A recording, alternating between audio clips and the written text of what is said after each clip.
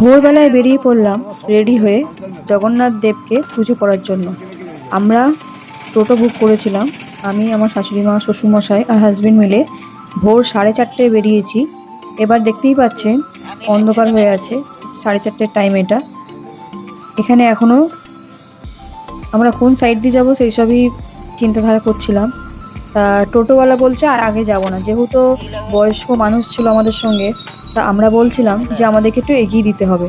আমার হাজবেন্ড তো বলছে না গেলে টাকা দেবো না। তা হাজবেন্ড বলছে যেতেই হবে। তা আমার শাশুড়িমা হাঁটতে পারে না ঠিক মতো, তাই এগিয়ে দেওয়ার কথা হচ্ছিল। তো টোটোওয়ালা ঠিক নিয়ে গেল, অনেক কনভিন্স করার পরে গেল। মন্দিরের সামনে আমরা নেমেছিলাম।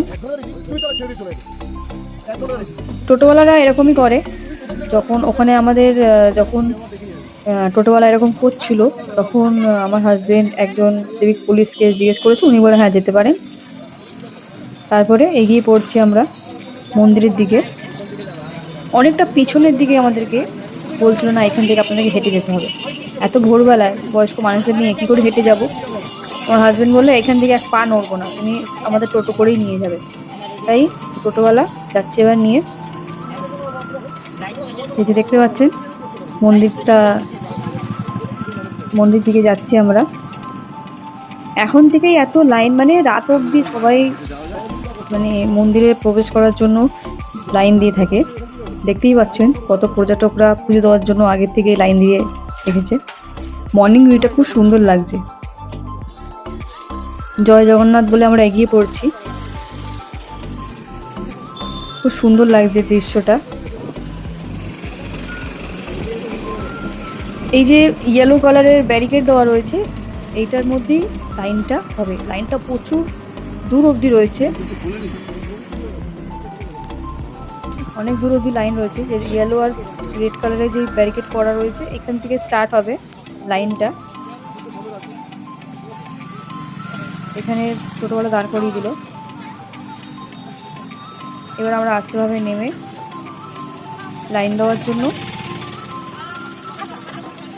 এগিয়ে পড়ব।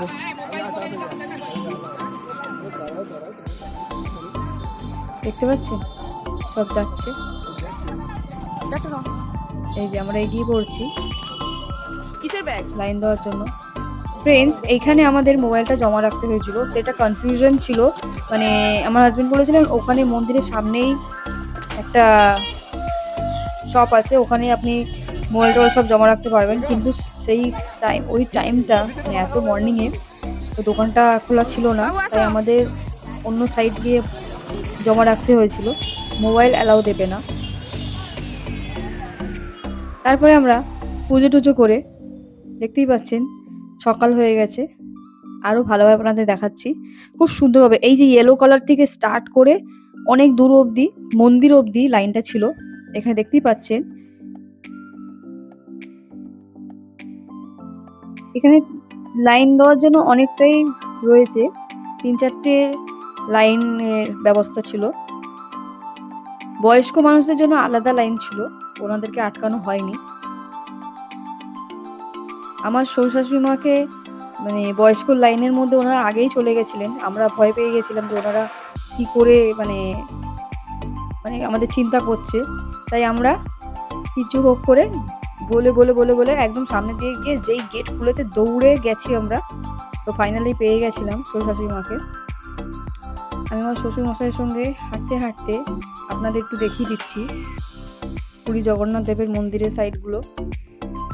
এই যে দেখতে পাচ্ছেন ধ্বজা ফ্লাই হচ্ছে, খুব সুন্দর দৃশ্য।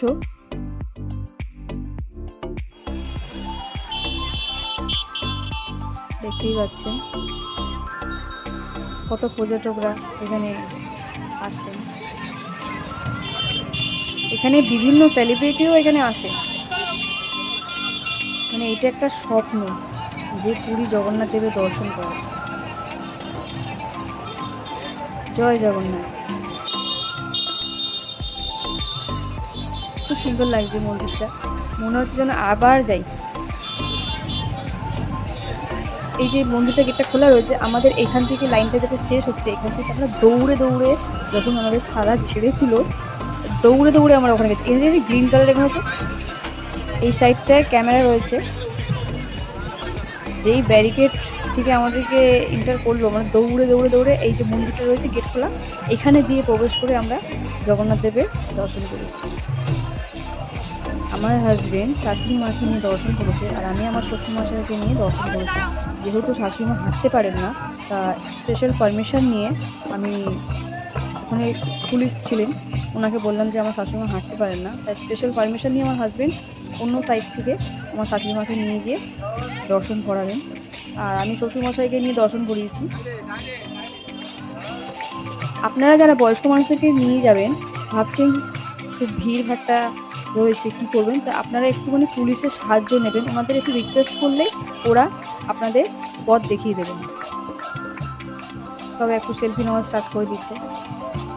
এখানে কি শুনে দেখুন, কৃষ্ণ নামে ভজন কীর্তন হচ্ছে। চারিপাশটা দেখুন কত সুন্দর লাগছে, মনে হয় যেন এখানেই বসে বসে পুরো দিনটা কাটিয়ে দিই। খুব সুন্দর লাগছে। আমি তো একটাও মোমেন্ট মিস করিনি, যখন সময় পেয়েছি ভিডিও করেই যাচ্ছি।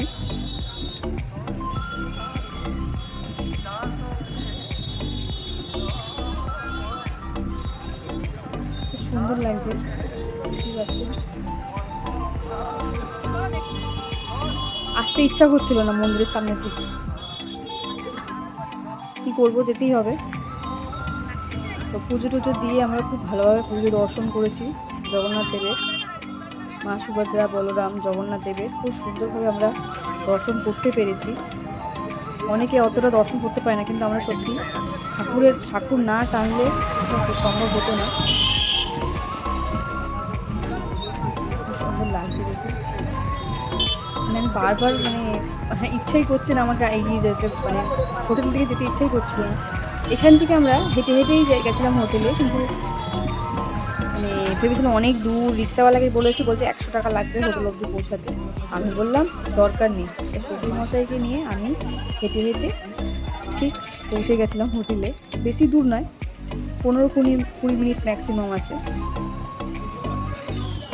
এখানে বিভিন্ন রকম মিষ্টির দোকান আছে, তার মধ্যে পুরীর গজা টজা তো বিখ্যাত, সব ওইগুলোই পাওয়া যায়, দেখতেই পাচ্ছেন।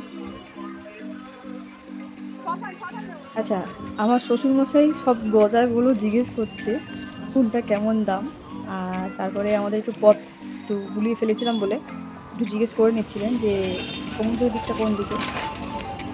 চা খেয়ে নিলাম, তারপরে আমি আর আমার শ্বশুর একটু চা করেছি। আমরা চা না খেলে আমাদের হয় না।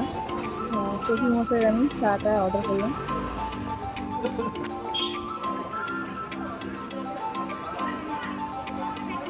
এই যে দেখতেই পাচ্ছি খুব সুন্দর এখানে চা বানিয়েছে।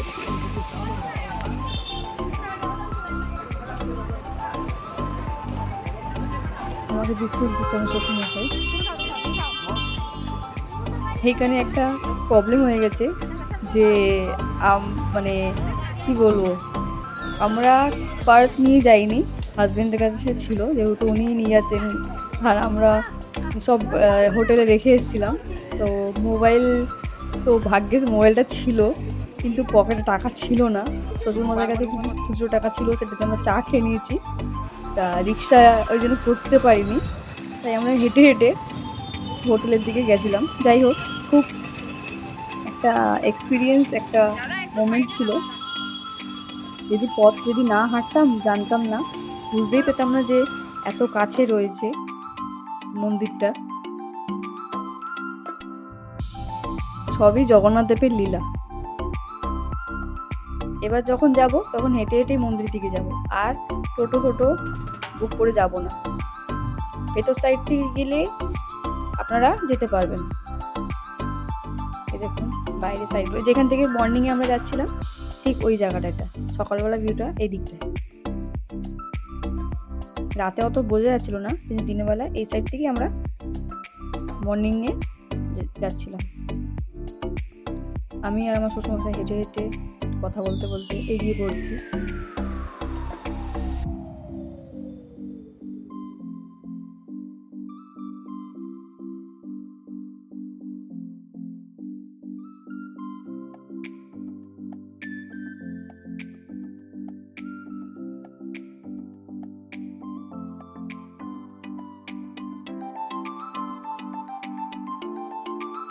পিছনে দোকানপাটগুলো দেখতে পাচ্ছেন, ছোট ছোট দোকানপাট বসেছে।